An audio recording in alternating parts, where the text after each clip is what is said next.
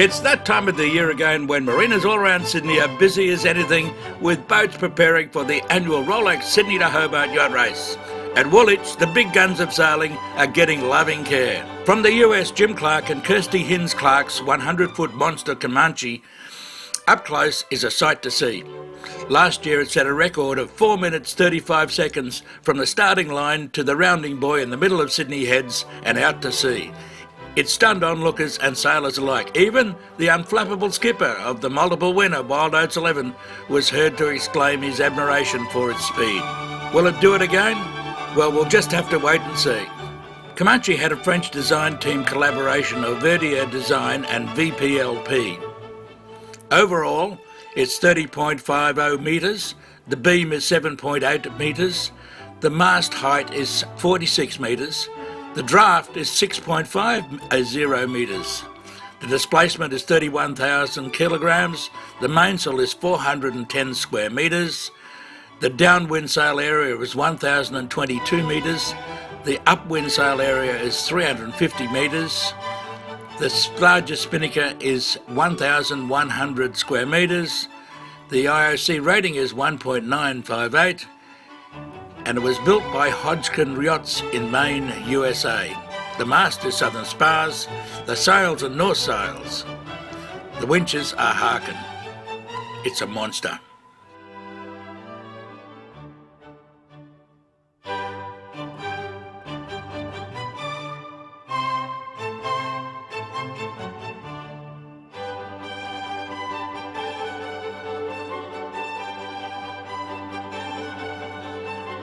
Robert Oatley's Wild Oats 11 is a 100-foot monster who has all the records as far as the Rolex Sydney Hobart yacht race is concerned. Now 10 years old, it was originally built by McConaughey Boats in Australia.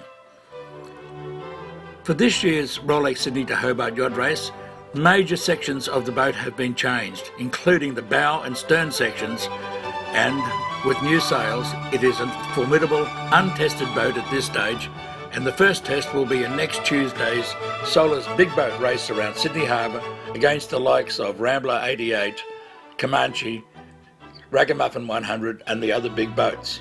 We look forward to seeing it then because all eyes will certainly be watching what happens with Wild Oats 11. Wild Oats is also 100 feet or 30.48 metres. The beam is 5.1 metres, the draft is 5.91 metres. The mainsail is 382 square metres, the jib is 228 metres, the genoa is 535 square metres, and the spinnaker is 880 square metres. The smallest boat of the three, Rambler 88, is owned by George David of the USA. The boat was built by New England Boats and designed by Juan Kay, and it was built 12 months ago. Since then, it's travelled the world and it has won many races. The boat is 27 metres long, it's 7 metres wide and 6 metres in draft. Interesting enough, on board is Brad Butterworth from New Zealand, the America's Cup skipper for the Alinghi Syndicate, and Andrew Cape, the Australian, is the navigator.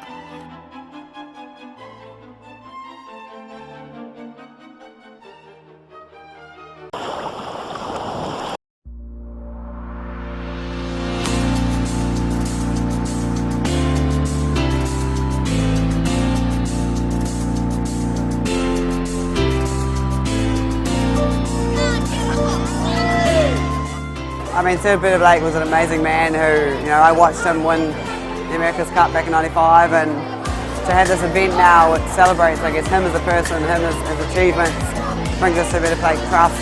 Just look at all the kids, it's huge. This is one of the biggest regattas of the season. There's nothing else like it. I guess the Red Sox has just taken over this year.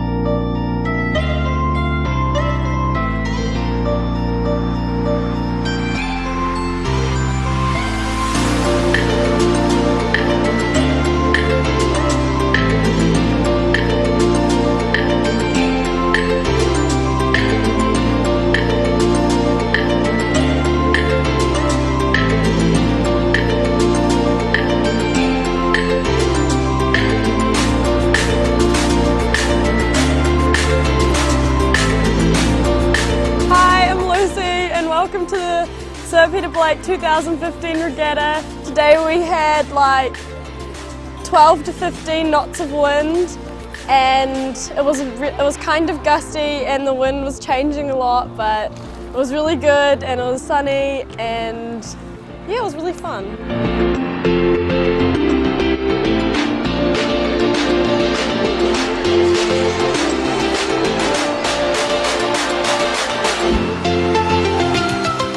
Yeah, really good fun, good conditions, and plenty of boats out there, and good fun by all. It was probably sort of anywhere between 12 and 18 knots, pretty shifty and a little bit patchy up near the top, near the shore, coming as because it was an offshore breeze. But no, it was just fun, really.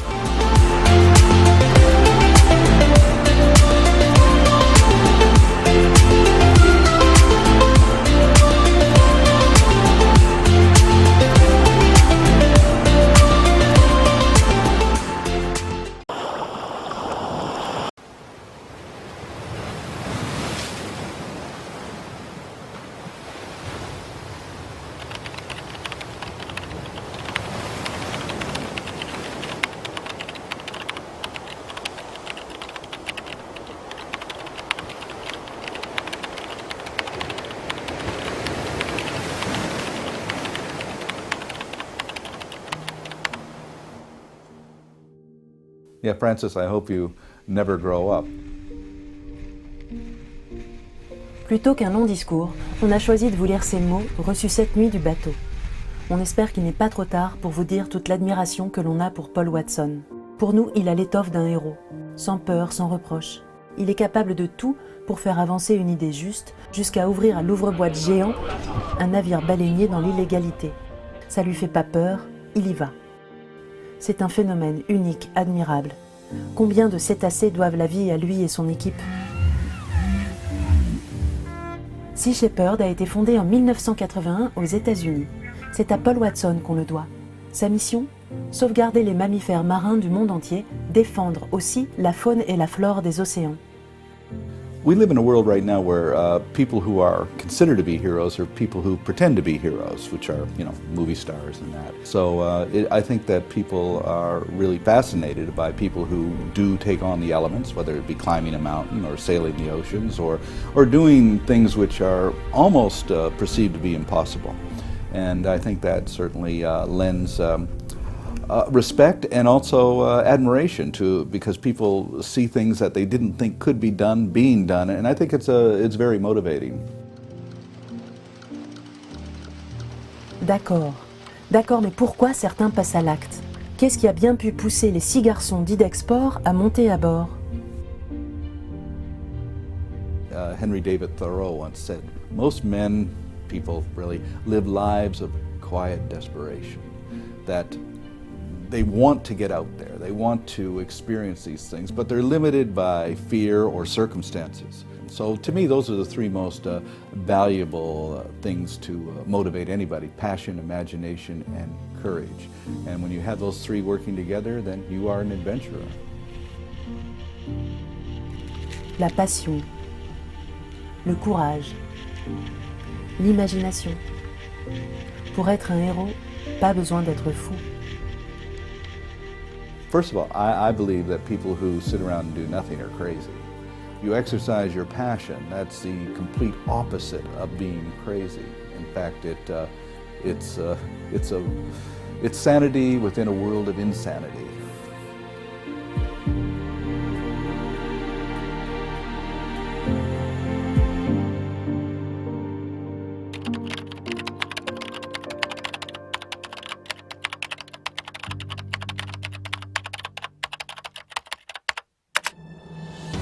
Ce qu'il y a derrière le mot aventure, c'est une dimension universelle, exceptionnelle, une denrée rare, c'est celle du rêve.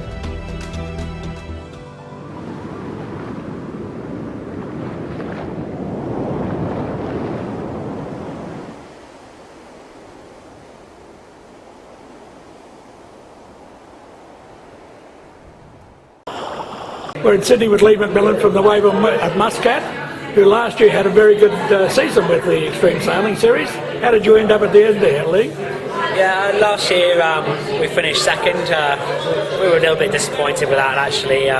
We had a really good battle with the Lingy all season, but the penultimate event in Nice we had a bit of a shocker result and finished down in kind of 7th or 8th, and kind of having level pegs with a Lingy all season, that kind of put us out of the running really with the kind of calibre of the fleet that's here. We struggled to kind of get that back, and but yeah, so but we've turned it around this year and back on form, and hopefully we can kind of finish it off.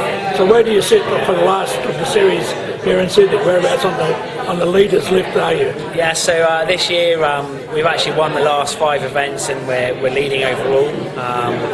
We've got an 11-point lead, but it's a double points last event, so there's still work to be done. We still need to kind of sail a good event, and we want to sail a really good event here and finish on a high, but hopefully we can kind of keep performing as we have and win. So do you do anything else except the Extreme Series?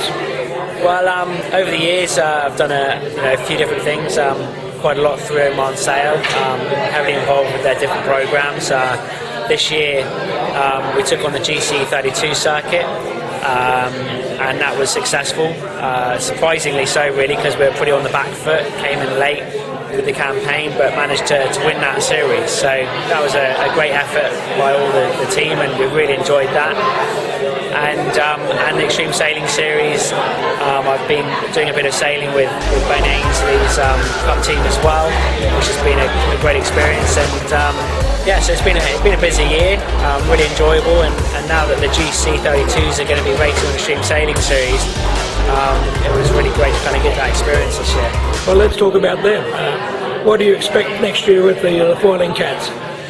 Well, I mean, unfortunately I'm not going to be able to continue with the Oman team next year, so it's disappointing in a certain extent, but I've got some exciting new kind of projects happening next year. I'll be joining with Ben Ainslie full time from January, so being like a tune-up helm, kind of backup helm for Ben, kind of all the way through to the Cup, so that will be a great new experience. So at the same time, be really sad to kind of to be leaving the team that I've been with for the last 5 years, but it's going to be an incredible season next year for sure. There's some great teams getting up and running with the new boat, and exciting for the guys, for the Oman team going into next year. It's a great boat, it's fast, it's just a real pleasure to sail, so yeah, they're going to be having a great time.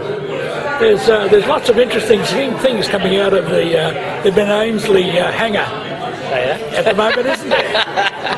What can you tell us about some of the new initiatives? Wow, I can't tell you very much at all. Don't give me that, I've got to kill you number. I haven't actually spent much time there yet. I start in January, so you have to come back to me in January and then I can tell you. I'll be on the plane first thing. Okay. I'll hang outside the hangar for you. Well, they're doing some interesting thing with the electronics and getting the information about what the boat's doing. And, yeah, I mean, all the teams are pretty ramped up. I'm sure everyone's kind of on a similar kind of footing with the technology and the development, and BAR, Land Rover BAR, just the same. They're trying to push the game as much as they can and develop everything, for the challenge. So it's really exciting times. I'm absolutely thrilled to be kind of joining them, and really looking forward to getting my hands on those boats and sparring up against Ben next year. There's been a lot of talk since Frank Hamas had the bad accident on the boat just recently. How do you feel about the boat? Are they safe? Are you guys worried about if you fall off and can get hurt? I think the fact that you've got these foils kind of and the boat is up on the water obviously does add an element of risk, because if you do fall off, there's more that you can get hit by. But I think those risks have been in the sport for a long time. I've sailed the GC through last season, and I didn't ever feel like that, there was that element of risk. I think when the conditions get difficult, you make those decisions of how the boat is and what whether it's safe or not. We had some times last year when we were training and we had to kind of just back off from actually doing the exercises we want to do and take the sails down and let the kind of storms pass, because it was just a bit too much. And those are the judgments that you have to make as teams. And so these accidents do happen, but everyone will get used to the new boats, get the experience, get the time on the water, and get more comfortable. And as that happens, the talk of kind of the risks will kind of go away. These things do happen. We see it in kind of all the different types of boats. So I've come off the Moth with cuts and bruises, and lots of people kind of get hurt on those boats. But it's just the way the sport's going. It's getting more extreme. But yeah, I hope Frank kind of recovers well from his injury, and I'm sure he'll be itching to get back on the boat as soon as possible and kind of getting up and ripping again.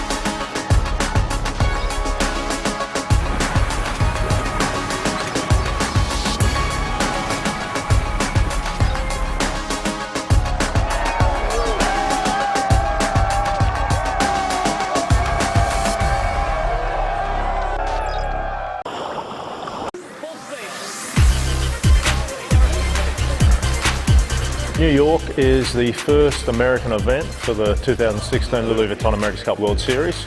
Racing in the Hudson, right in front of, that Manhattan skyline.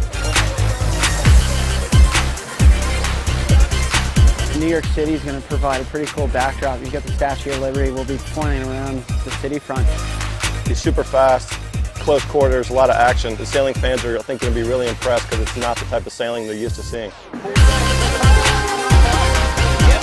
New York City is a city of cities, man. It's an unbelievable place, and all of America's in that city, and we're excited to showcase what we've got in front of the biggest city in the world. 30 knots. Oh, this is just unbelievable. That's where the America's Cup was, as they say, bolted down in that New York Yacht Club for so many years. I think it's going to be really cool not only to take the Cup back there, but the entire Louis Vuitton World Series out on the Hudson River. So never will have thought about the Hudson and sport in this way before.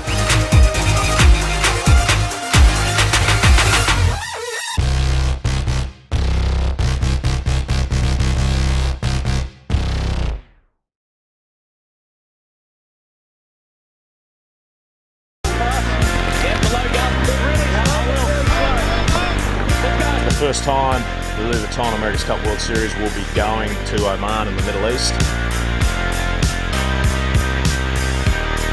We've done a bit of sailing there in the past. It's an awesome venue.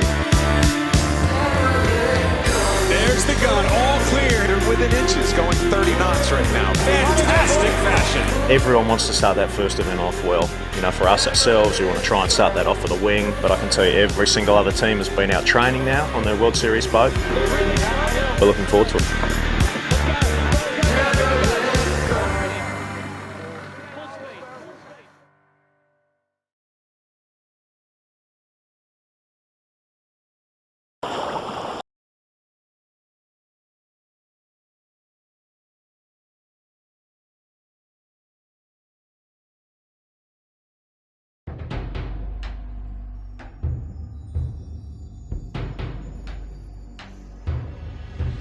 Inizio countdown, 05, 4, 3, 2, 1.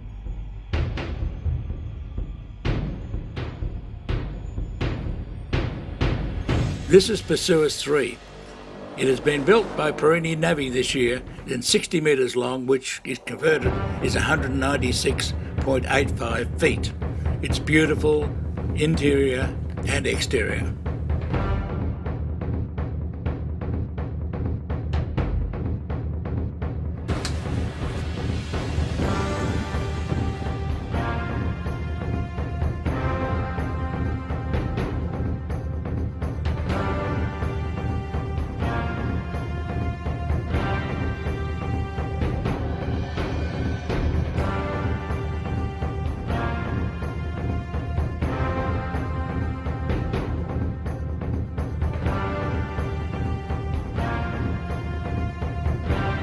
The specifications are 60 metres in length, 11.4 metres in beam, 12.3 metres in draft, 498 tonnes, cruising speed is 12 knots. It's built by Perini Nave.